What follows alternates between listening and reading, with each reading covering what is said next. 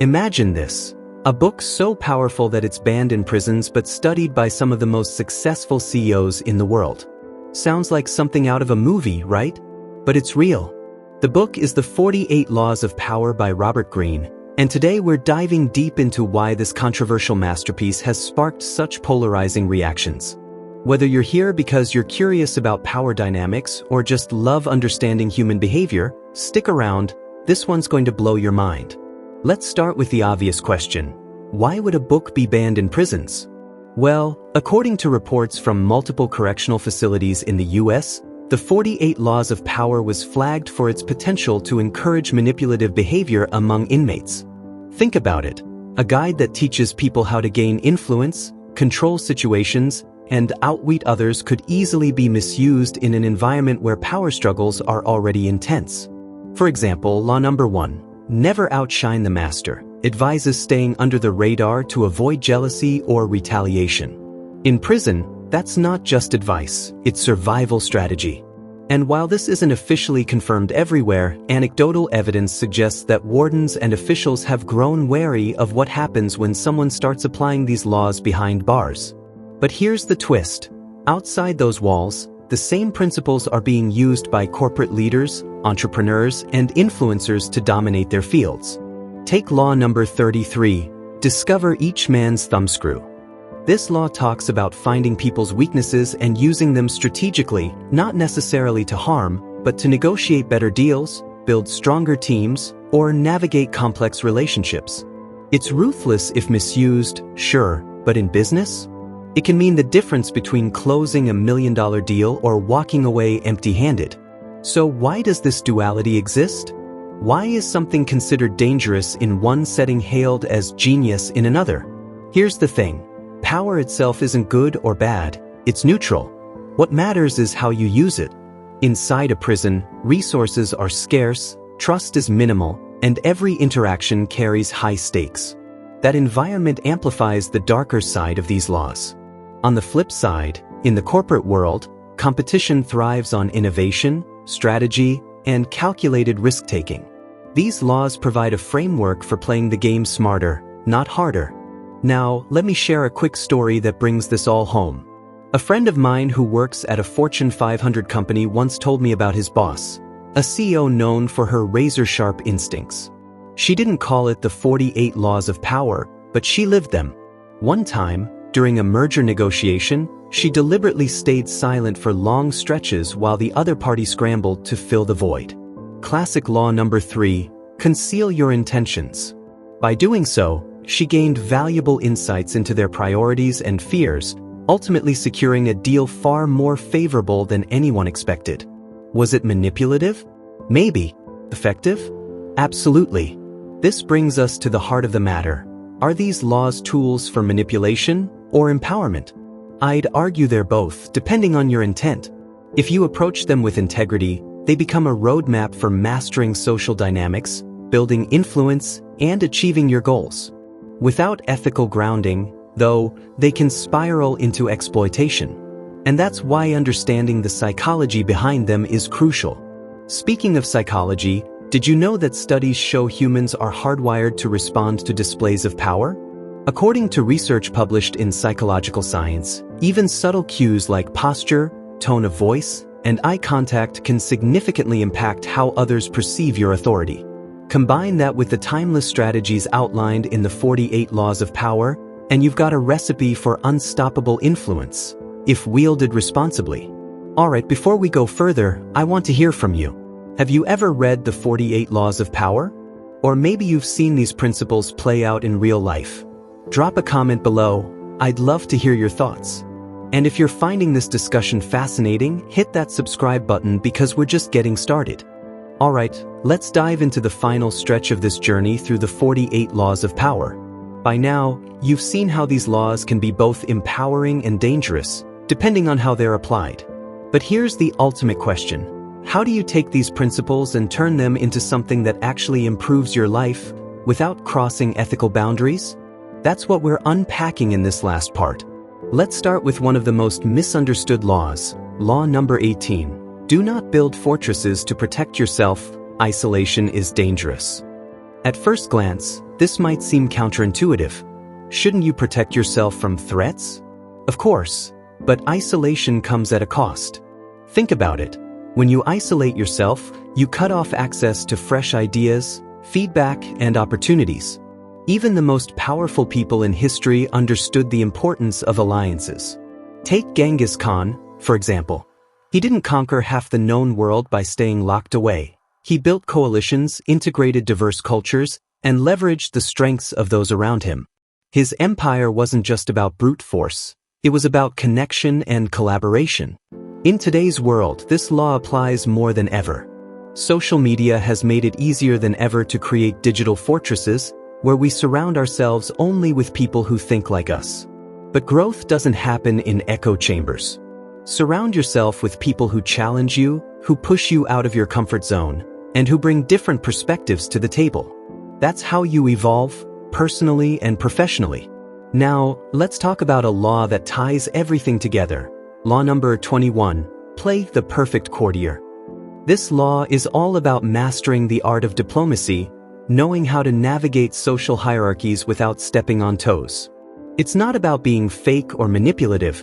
It's about understanding human dynamics and using that knowledge to build bridges instead of walls. One of the best modern examples of this is Oprah Winfrey. Love her or not, she's a master of relationships. She knows how to make everyone, from celebrities to everyday viewers, feel valued and heard. Her ability to connect with people authentically has earned her unparalleled influence. But here's the catch. Playing the perfect courtier requires emotional intelligence. You can't fake genuine connection. According to a study published in the Journal of Applied Psychology, leaders with high emotional intelligence are significantly more effective at building trust and fostering collaboration. So if you want to apply this law ethically, focus on developing empathy, active listening, and self-awareness. These skills will help you navigate even the trickiest social landscapes. Now, let's zoom out for a moment. What's the overarching lesson here? It's simple. Power is a tool, and like any tool, its impact depends on the hands wielding it. If you use these laws to serve others, to inspire, uplift, and create positive change, you'll not only achieve success but also leave a legacy worth remembering. On the other hand, if you chase power purely for personal gain, you risk losing the very things that matter most: trust, respect, and meaningful relationships. Here's a quick recap of the key takeaways. Power is neutral. It's your intent that defines its impact. Perception matters. How people see you often determines how far you'll go. Connection beats isolation. Allies and networks are your greatest assets.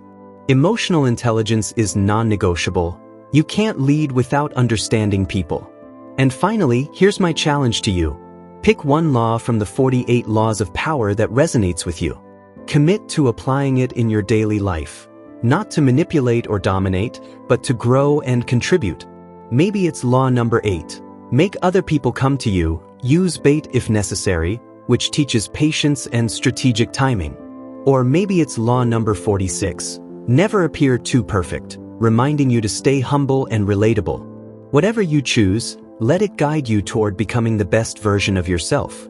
Before we wrap this up, I have one last request. If you found value in this series, hit that like button and share it with someone who needs to hear this message. And don't forget to subscribe because we're always diving deep into topics that challenge the way you think and help you level up in life. That's it for today's video. Thank you for sticking around till the end.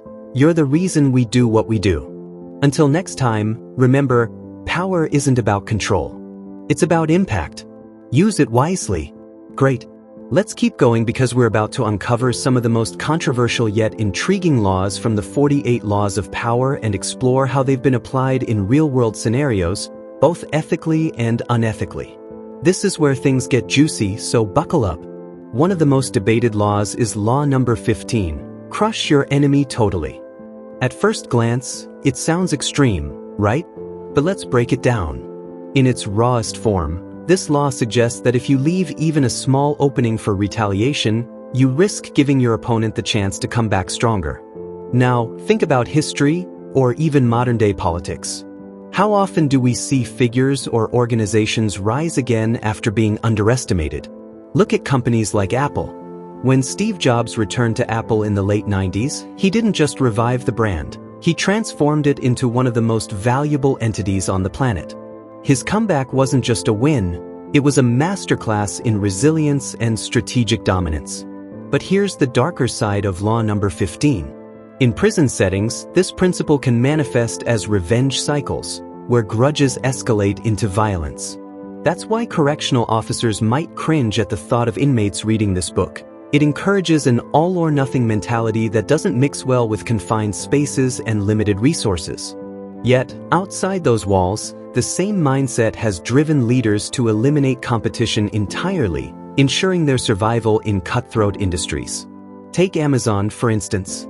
Jeff Bezos famously operated with a philosophy of relentless expansion, making it nearly impossible for smaller competitors to survive.